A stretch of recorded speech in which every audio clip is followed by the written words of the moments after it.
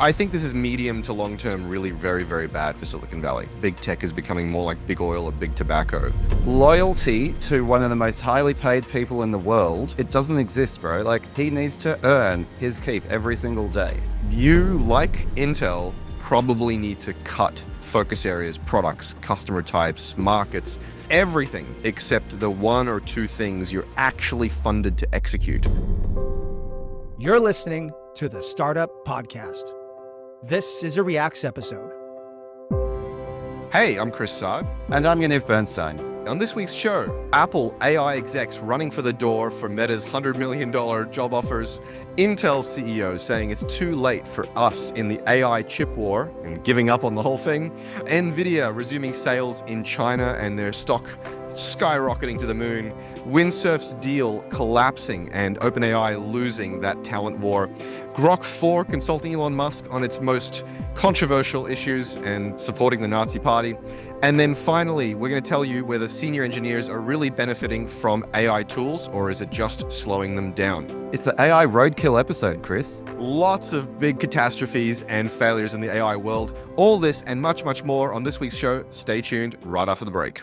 Today's episode of the Startup Podcast is brought to you by .tech domains. One thing about starting your startup that should be easy but isn't is naming it. Why is it so hard? Because all the good .com domain names are taken. So you end up doing something silly like misspelling it or adding random prefixes or suffixes. No more. Your domain shows your focus and intent, so you should make it sharp, clean, and unmistakably tech with a .tech domain. Head to get.tech/TSP or a registrar like GoDaddy to grab your .tech domain today. That's www.get.tech/TSP for the Startup Podcast. All right, for our first story today, Apple has lost a key AI exec, Roming Pang. He moved to Meta, which is, frankly, Yaniv, the fact that someone would move to Meta after 100, 200 million job offers is unsurprising to me. But Apple lost this guy, and Apple is really struggling. He was one of their leads in their AI efforts, and he's joining Meta's new superintelligence division. What do you make of this, Yaniv? There's the component where Apple is really struggling, and we predicted that on this show that their privacy first, their sort of second mover strategy is going to really hurt them in this cycle.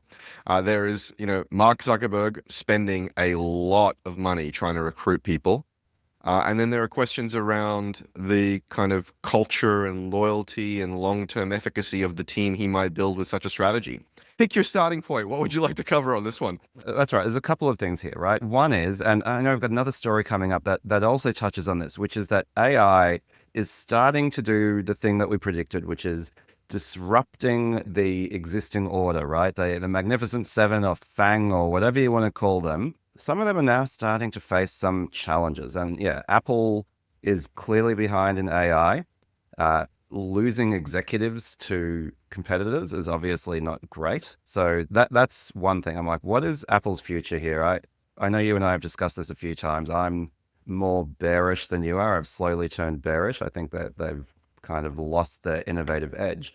And that kind of actually brings me to the second point, because I think there is quite a strong connection. You've mentioned that Meta and Mark Zuckerberg, they are spending up big on AI talent. They've fallen behind a little bit as well, but probably not as far behind as Apple. More importantly, they are willing to make these big moves. And it's quite interesting because Apple has just as much money as Meta. Actually, they have more money than Meta. If they wanted to make these ridiculous multi-$100 million offers to build up an incredible AI team, they could afford it. They could afford it easily, but they're not. And I think that tells me a couple of things, actually, Chris. One is that maybe they just don't care that much, right? That culturally, this is not something that they are super excited by, that they're willing to make a really big bet on. They see it more as a sort of incremental technology that can make Siri better, but it's not something that they're really investing in. And the other thing is maybe touching on that theme of founder leadership, which we've talked about, and the importance of it, especially in times of challenge, right? Because if you are Tim Cook, not the founder of Apple, and you imagine having to justify spending billions and billions of dollars on an AI effort that may still not succeed, right? And paying ridiculous sums of money for AI researchers and being answerable to shareholders for that. You might say, that is not a responsible use of capital. And I'm not going to make such a big bet as that. Whereas Mark Zuckerberg, he's the founder, he's got control of Meta, and he just doesn't really give a shit, right? He already proved that with his Horizon Labs, with his virtual reality metaverse play, right, Chris, where it was like, hey, you know, he spent billions and billions of dollars. It kind of went nowhere. Eventually, they stopped spending the money, but that's because he decided to stop spending the money. And not only did he never apologize for that, right? He didn't feel the need to apologize for that. He's going in again, just pulling out the checkbook and spending big money when he sees an existential opportunity for his company. And so these are two very different paths that Apple and Meta are making. So it's not surprising that this exec, Chris, went from Apple and to Meta. Apple is an interesting case. They're pretty well known in the Valley as a problematic employer. They don't pay well. They don't treat their people particularly well. There's a sort of a very rigid hierarchy in terms of the way decisions are made.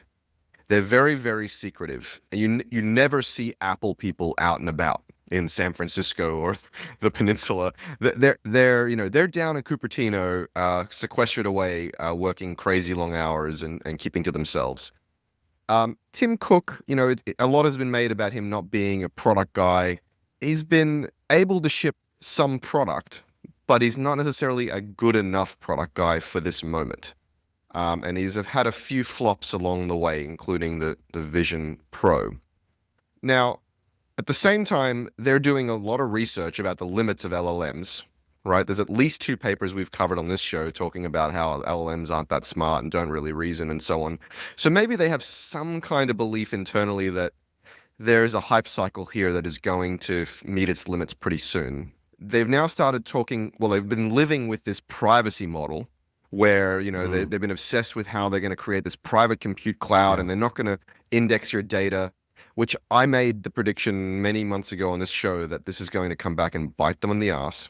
And maybe they just they've become reinvigorated by their fundamental philosophy of second mover advantage. So we don't need to chase this thing around. We just need to see where the dust settles. And there's now rumors that they're looking at outsourcing Siri entirely, just using a new foundation model or using an existing foundation model from an OpenAI or what have you. It's unclear to me how this will play out exactly. It's not too surprising to me that these AI researchers would want to move on from an Apple at this moment, given the large sums of money and given the Apple culture and the way they seem to be behaving about AI from the outside. But on the Zuckerberg side, you mentioned, the big wasted money on AR and VR, and I don't know that he necessarily sees it that way. I think the Ray-Ban glasses, which I'm wearing right now, are going to be a key form factor. He just launched the Oakley ones. He has never missed an opportunity to buy a competitor like WhatsApp and Instagram, and that has paid off for him in spades. Facebook and Meta are where they are because of Mark Zuckerberg's bets. And having been somewhat adversarial to him in the early days, I learned you never bet against Mark Zuckerberg. Openly adversary. We had a ever so slight adversary for a moment there where you knew my name. And you just do not bet against him.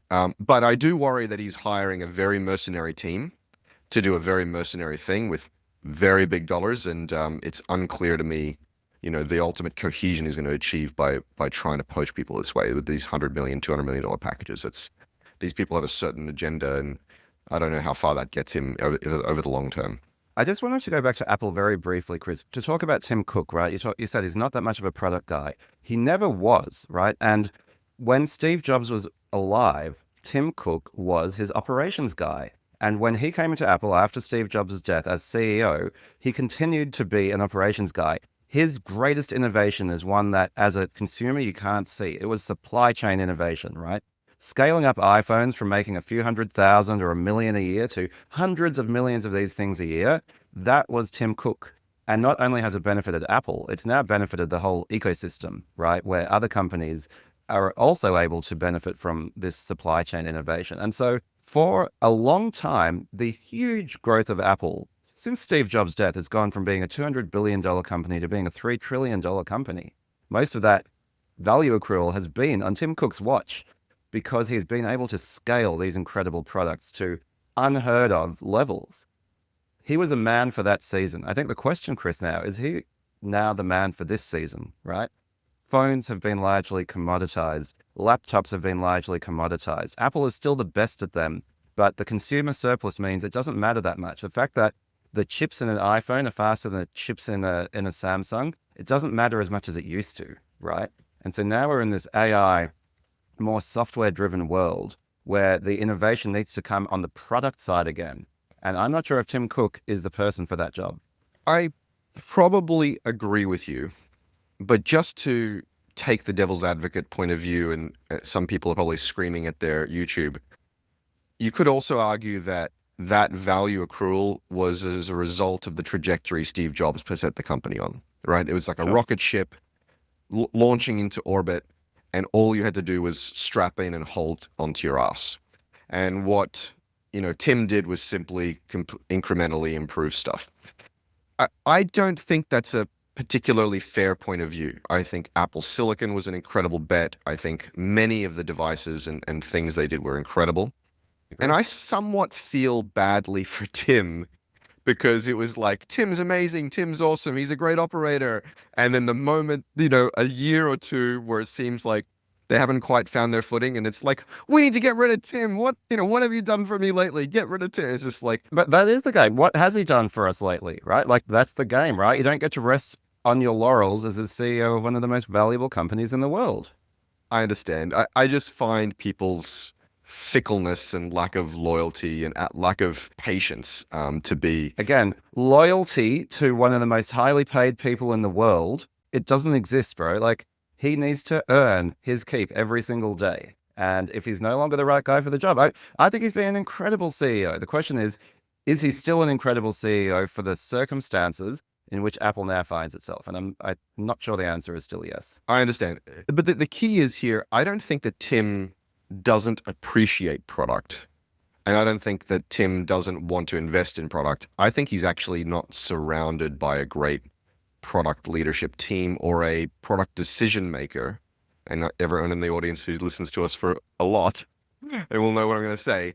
A key decision maker with taste, judgment, decisiveness, who can, take these lieutenants and say, thank you all for your input, but here's the direction we're going. And here's how to elevate your thinking. Here's how 1 + 1 = 3. Johnny Ive used to be at Apple, right? He left Apple. Yes. We thought maybe he was retiring, but now suddenly he's at OpenAI. What that actually says to me is that Apple is no longer the place where Johnny Ive feels that his taste and judgment is going to be appreciated, but OpenAI is that place. And I think that is Apple's problem. Yes, that's what I'm saying. There is no design and product team that can be those tastemakers, those elevators, those decision makers. But I also have this instinct, this intuition that Johnny Ive's role is to some degree exaggerated in a vacuum. It's Johnny Ive plus Steve Jobs, plus one or two other people working together. I think you put Johnny Ive to his own devices, I think he's a dreamer and a fanciful figure, and he's probably not connected to some of the pragmatism that's necessary that Steve Jobs perhaps gave him. I think in the early days after Steve's death, I had some inside information about what was going on in there, and essentially what happened was that each department felt like they were responsible for Apple's success. Whether it was iTunes or iPhone or Mac or what have you, they all felt like, the success was really rooted in us, and we were the key foundation stone. And so there was a lot of squabbling about like which department was more important, which executive was more important, which one was half a step ahead, who should really set the strategy. And I'm sure that he settled all of that down, but I think he settled that down through operational focus and product cadence, not through tastemakers and decision makers and judgment. I know we can't name the key product executive who is leading the vision at Apple from a product point of view. And I guess we all assumed it was Tim Cook, and I don't think it is. I think he's the operations guy. We'll see how this plays out. I don't want to count Apple out. I do think they're at a disadvantage. It may not even be a long-term disadvantage. I think Apple is comfortable being second to market. They're comfortable with being third to market. They're comfortable for being decades late to market. But I don't think their current situation is reflective of the long-term game to be played. But I do think they're embarrassed by Siri. I've seen them go on an apology tour, Eddie Q and whatever, like, oh my God, here's what happened. Let me explain the they're in there explaining architectures and architecture version 1, architecture version 2. It's like, they're on the back foot, that's for sure. Well, those are our thoughts on Apple. Do you think they're down and out and that's it? It's now a matter of gravity? Or do you think they're just biding their time and gearing up for a huge outcome in the medium to long term? Jump in the comments and let us know your thoughts. Speaking of down and out, this is an interesting one, The CEO of Intel said in a leaked internal memo that it was too late for them in AI. She said, on training, I think it's too late for us, confessing that Intel no longer ranks among the world's top 10 semiconductor firms, and acknowledged a strategic retreat from high-end AI training chips to focus on edge AI, wow, what a thing to leak, what a thing to say, what a thing to realize about Intel. I guess we all realized it, but she admitted it. Just a little bit of context, and I'd love to get your feedback on this. NVIDIA has been the clear winner of the AI super cycle. They were very well poised for the blockchain cycle with their GPUs, which started to ebb away, fade away, and then AI became a thing, and they were even more positioned for that. You cannot find enough NVIDIA GPUs. And put on top of that their CUDA architecture and all of their suite of tools, NVIDIA is the AI toolmaker. They are the most valuable company in AI, period. And Jensen Huang is an amazing leader. I was going to say disciplined, but he's not disciplined. He has a massive portfolio of stuff, and he is a visionary, and he's getting shit done, and he's found his moment. Intel, who was the leader in everything semiconductors, and especially CPUs and compute, that you may have heard of Moore's Law. Intel's founder and CEO invented that thing. But recent years, they've really fallen off. No one cares about Intel Inside anymore. And now their CEO is admitting they probably missed that whole boat for training. What do you think of this, Yaniv? It's quite an interesting admission. I think this is brilliant. And actually, you mentioned Gordon Moore. This is not the first time Intel has faced a situation like this. So if you really go back in Intel microchip history, they did not start out as a CPU microprocessor company. They started as a company making DRAM chips, so just RAM. And they were the world leader. And then they started being caught up by Taiwanese competitors, and things got to a point where they were no longer the leading manufacturer of DRAM chips in the world. But they had a nice little sideline in microprocessors, what we now call CPUs. And there's a famous story about Gordon Moore and Andy Grove, the two leaders of Intel, where they basically were talking about what to do with their DRAM business, which was slowly losing. And they said, the way the story is reported is one of them said to the other, if the board fired us and replaced us with two new guys, what would they do? And the other one said, they would get out of the DRAM business. And they said, and so then the first one said, well, why don't we just walk out the door, come back in and do it ourselves? And they did. They shut down the business that was at the origin of what Intel did. So they've had their backs against the wall before. But the reason I said it's brilliant, Chris, is you can only fix your problems if you acknowledge them properly, if you admit where you've lost, so you can actually focus on the areas where you can win. And yes, Intel has been on a pretty long losing streak, but they've still got some chops, right? And so continuing to pretend they're the Intel of old and taking the fight head on against folks who are now bigger and more competent than them, that's not going to work. They need to do a strategic retreat, say, we've lost this one. That allows you to clear the deck and focus on areas where you could still win. So to me, this is good leadership, and I hope to see a lot of awesome stuff coming out of Intel. They are a true survivor of the tech industry. Yeah, I agree with you. This is very instructive for founders who are listening. A lot of founders struggle from a lack of focus. They're hedging their bets. They're holding on to legacy ideas, legacy businesses, legacy products, legacy customers. They are struggling with sunk cost fallacy. And they forget one of the main axioms of startup success, which is to focus on the problem, not the solution you have. Right? Focus on the domain, not the particular product you have. And more importantly, focus on one key area at a time, or at least the number of areas you're actually funded to go pursue. I've been obsessed with this metaphor lately, Yaniv, with some of the companies I advise. Imagine you have like one bottle of water and two plants to water. If you water both plants, they will both continue to wilt and die. But if you water just one plant, that plant may have a chance of thriving and succeeding. And too many people are watering 2, 3, 4, 5 plants with limited water, and wondering why nothing is succeeding. And so you, like Intel, probably need to cut focus areas, products, customer types, markets, everything except the one or two things you're actually funded to execute, and execute the shit out of it so that plant can thrive. Then when you walk into a VC office and you have a thriving plant, you're like, oh yeah, you're a good botanist. Maybe I'll give you some more water to go build an arboretum. And so that's the trick of the game, and that's the trick whether you're a startup or you're a massive Intel scale enterprise. So yeah, I think this is probably the right decision, and she's skating to where the puck is going. So I think that makes a lot of sense. All right, folks, what do you think? Is Intel making the right move here, or should they keep fighting? And have you ever encountered a situation where you've made a strategic retreat only to come roaring back? Speaking about it, NVIDIA, actually, they this week did a little visit to China. The CEO did, and he had high-level meetings in Washington, and he has cleared the path to reopen China, a $10 billion market, which was shut down thanks to export restrictions. NVIDIA has always found a way, a loophole, a methodology for getting into China despite some amount of export controls on their GPUs by creating kind of lower powered variants that are okay to sell in China. But at some point, I believe earlier this year, the Trump administration put the kibosh on that, and basically choked off all sales to China. And that really hurt NVIDIA's valuation and prospects. There are some who believe that this is, a strategically smart move, that China shouldn't have access to their GPUs, and this would further hobble them and slow them down.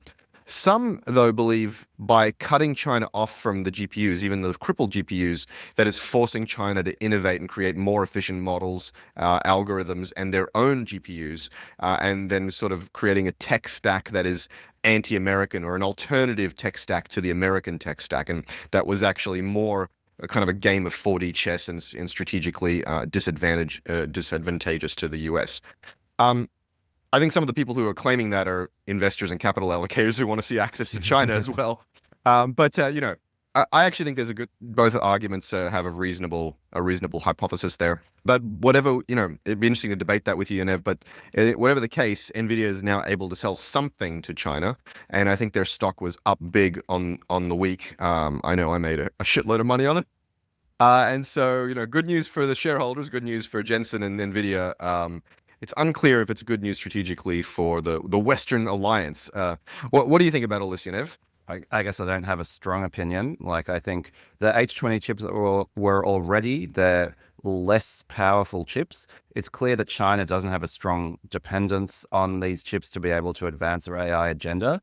And so, yeah, ultimately, I think it's just good for US companies to be able to make money from China. And if the US administration cares about balance of trade, as they very much claim to, then they shouldn't put export controls on things unless they genuinely are a national security threat. And I also think, this is an example of the so-called taco hypothesis. Trump always chickens out, which is when real money's on the line or real things are on the line and industry whispers in his ear, he actually is quite a pro-free trade person.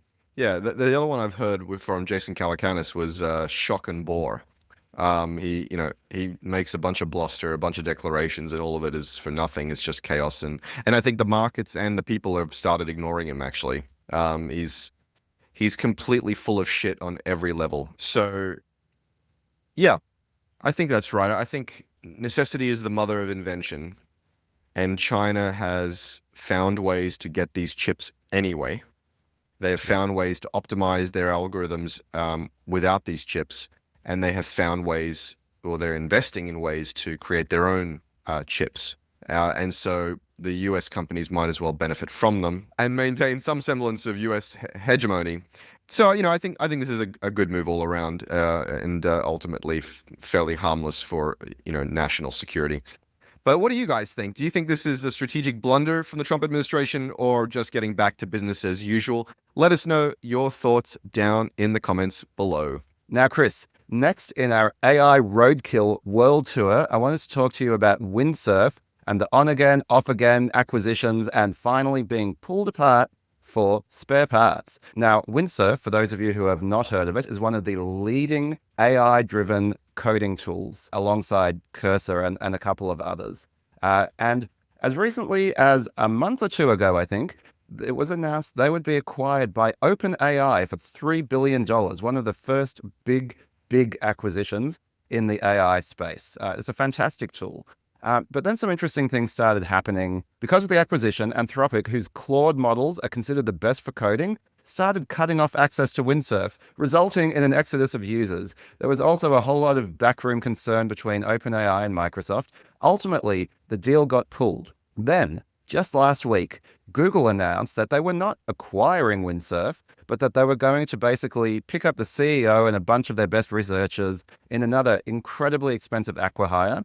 And in order to make the investors whole, of course, they would provide a licensing fee to Windsurf in order to be able to use all of their technology. But they left a lot of employees behind who were very angry.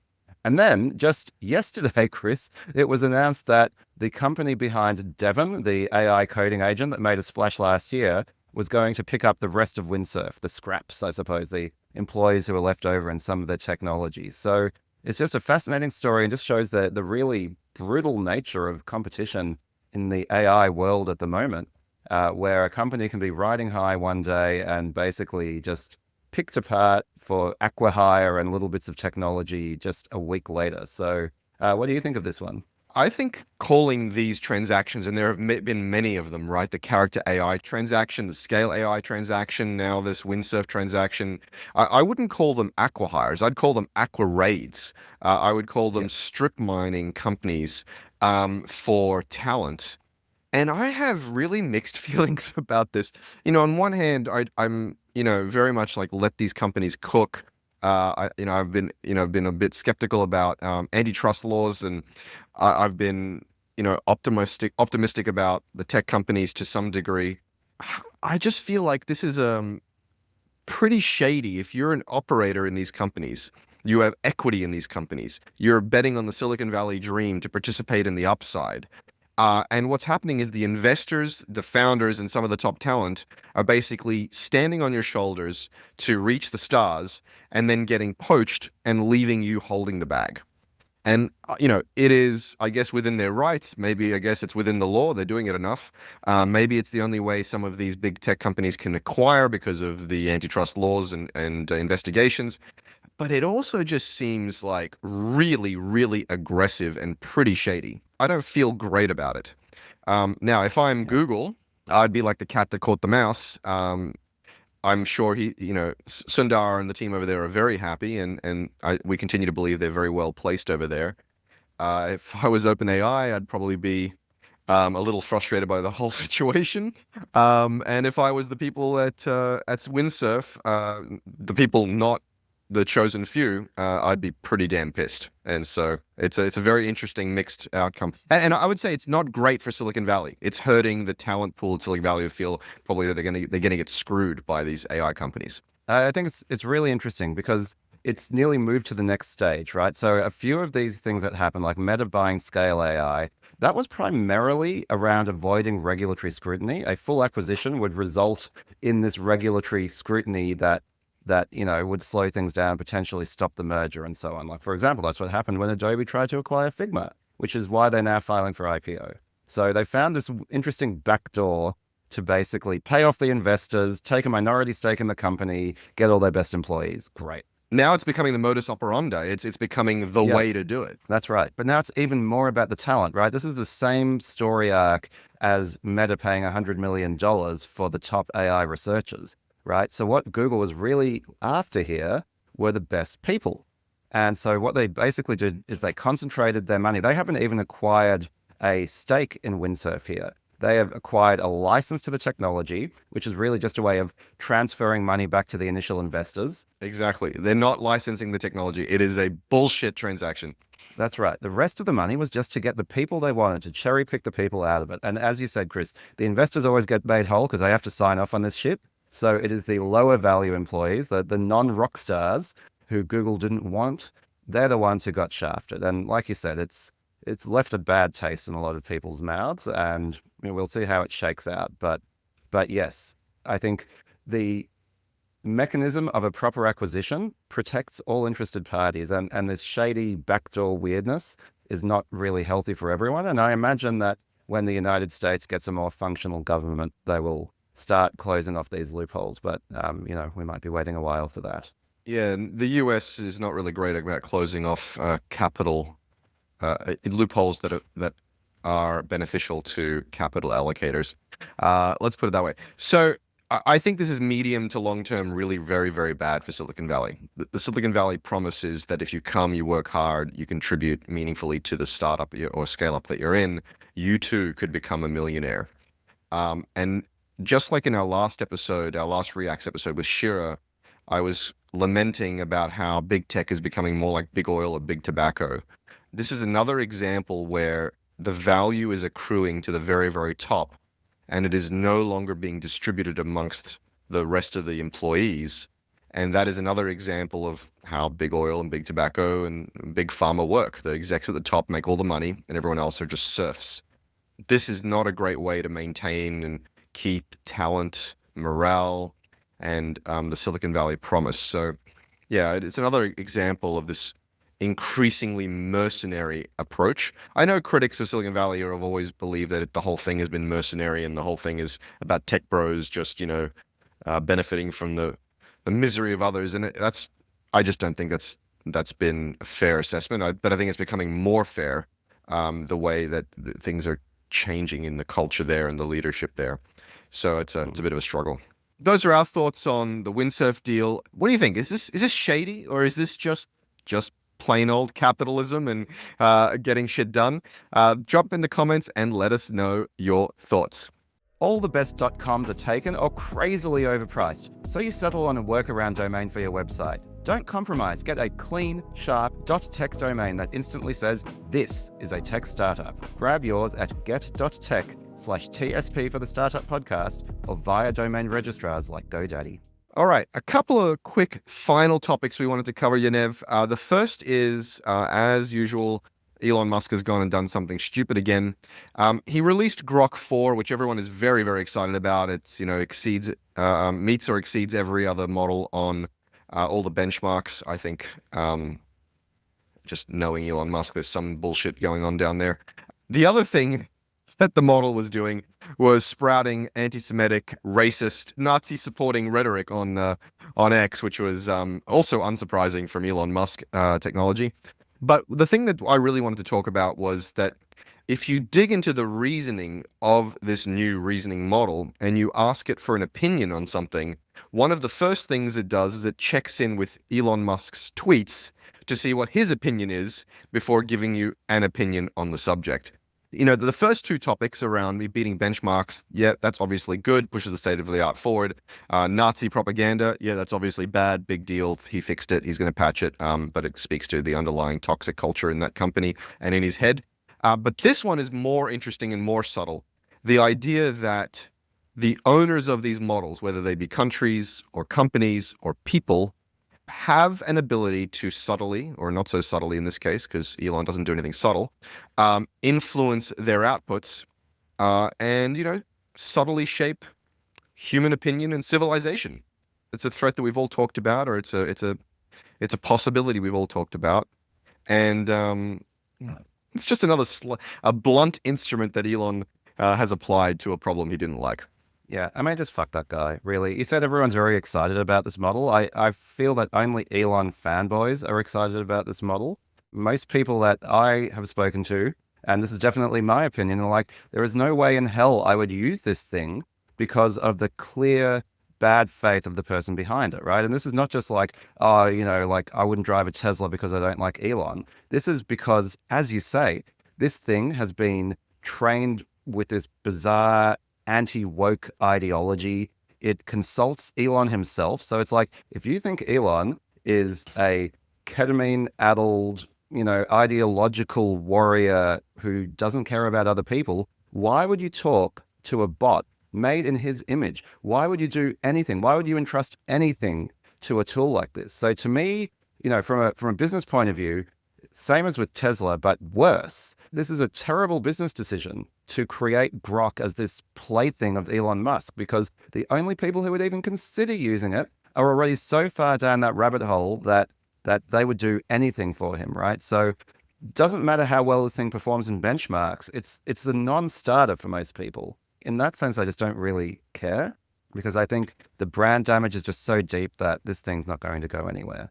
Yeah, I mean, I guess the reason they were excited about it is because on the benchmarks, at least, it seemed to blow the other models away.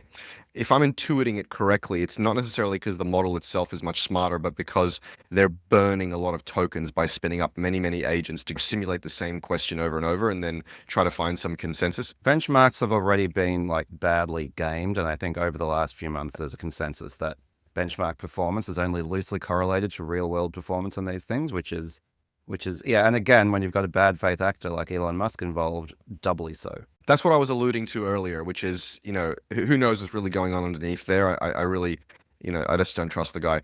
Now, I want to be fair, okay? Because I think those listening to us who might be on more amenable to Elon's perspective would say, yeah, he has an ideological agenda. But his ideological agenda is the truth, or his ideological agenda is to counterbalance the woke mind virus.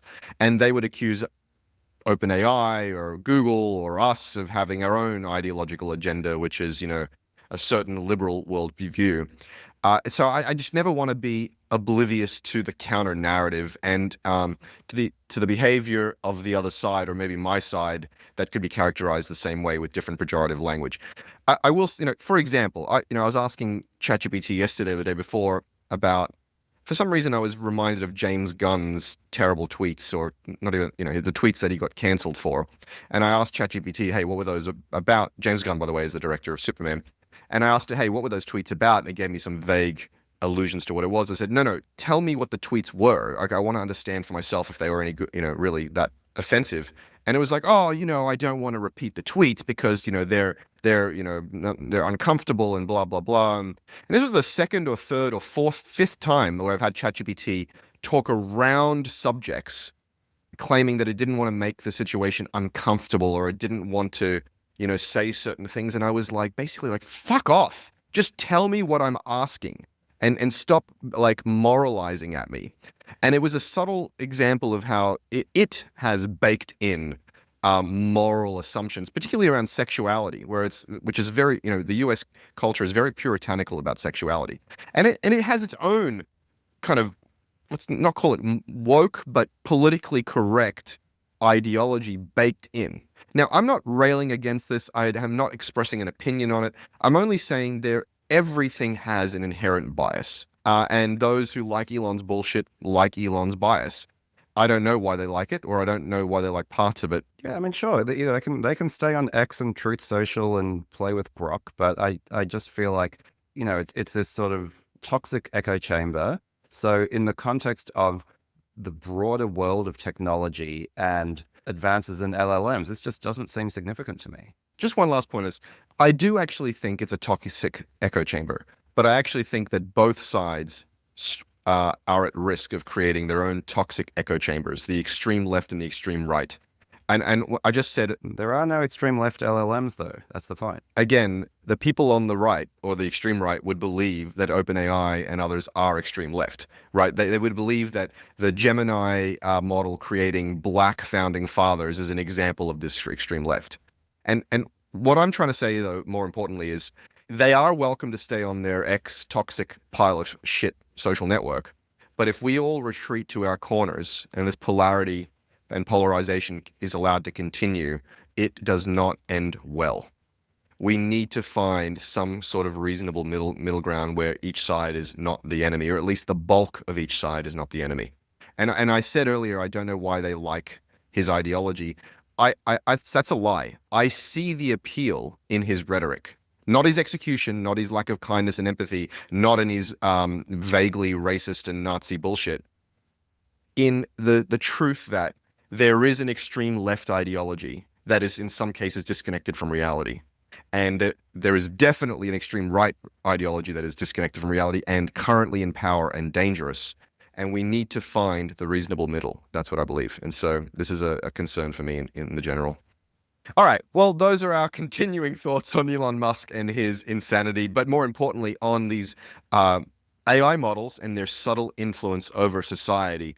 What do you think? Is this a nothing burger? Ultimately, we need the well-trained models from OpenAI or Gemini, or is Elon onto something? Jump down in the comments and let us know your thoughts. The final topic we want to touch on today is senior engineers and their productivity with AI tools. We've been kind of following this thread for a little while, Yaniv, this idea of domain experts and whether their productivity is improved or reduced with the use of AI tools. And a recent study has shown that seasoned engineers, when paired with AI coding tools, completed complex tasks around 19% slower than without AI tools, suggesting that AI assistance is really very intricate and it is not a slam dunk that it helps everyone all the time. If you are a more junior engineer, it helps you a lot. If you're a senior engineer, as of today, as of this study, it's just getting in your way. What do you make of this, Yaniv? Well, look, I haven't looked at the details of the study, but the summary says it suggests that AI assistance in deeply intricate or ambiguous workflows may actually impose cognitive overhead rather than accelerate productivity. And I think that makes sense, but you need to be careful in what you conclude from that, right? Because frankly, any senior engineer who, given an additional tool, becomes less productive is obviously not good at using that tool because you always have the option of simply ignoring it. What I've learned in my time writing code with AI is that it can be incredibly powerful. And I talk to founders who are, building huge amounts, and these are senior experienced engineers, not vibe coding tourists who don't know what they're doing, right? They can get huge amounts of productivity out of it. But yes, if you are trying to do, as it says, a deeply intricate or ambiguous workflow, if you give AI a task that it is not capable of doing, then of course it's going to slow you down, right? Because what you're going to do is just constantly watching it trip over itself, debug it, fix the mistakes, and so on. You're like, well, I may as well have just done that myself, right? But there are a lot of tasks that, scoped correctly, AI is manifestly capable of handling. And in those cases, it can hugely increase your productivity. So my two takeaways here are horses for courses. True senior engineer will know when AI can help them and when it can't. And secondly, that there is going to be quite a lot of variance in the productivity gains you will get from AI.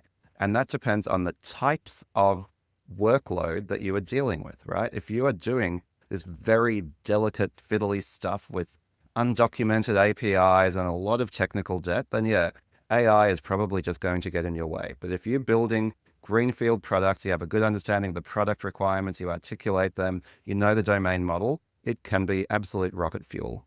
So that's what I take from this. I think that's generally right. I feel personally attacked by the vibe coding tourist comment, Yaniv, so I'd like an apology. I'd like a pony.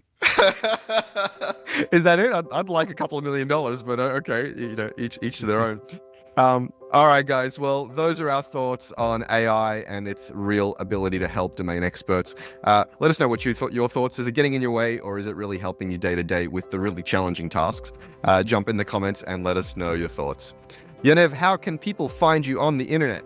I'm on LinkedIn, making it a less boring place, and I want you all to come on that journey with me. So if you're a TSP listener and you want a better LinkedIn experience, I love getting connection requests from you. Just let me know that's where you come from, and I will accept your request. How about you, Chris? Yep, you can do the same for me on LinkedIn. Otherwise, you can find me on all the social media at Chris Saad or on my newsletter, chrissaad.com/newsletter. All right, my friend, that's the pod. That's the pod. Have a good one. Catch you later. Bye-bye. Today's episode of the Startup Podcast was brought to you by .tech Domains. Naming your startup should be easy, but it isn't because all the good .com names are taken or wildly overpriced. No more. You don't have to compromise. Your domain shows your focus and intent, so make it sharp, clean, and unmistakably tech with a .tech domain. How do you do that? Head to www.get.tech/TSP or a registrar like GoDaddy and grab your .tech domain today. Get.tech/TSP for the Startup Podcast so they know you came from us.